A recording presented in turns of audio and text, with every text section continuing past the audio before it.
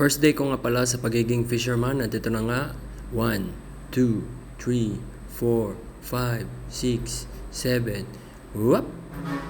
Alright! Off we go! So bumili nga ako ng ating fishing tackle. Nagasimbol-simbol ako kahit hindi naman ako marunong.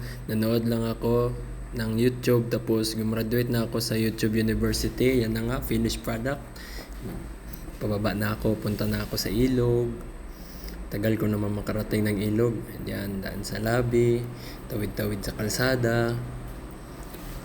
Nag-usap kasi kami nung friend ko kahapon na kahapon ko lang naging friend na sabi ko sa kanya, sabay na kami mag-fishing bukas, bibili ako ng set basta bigyan niya ako ng pain niya na cricket.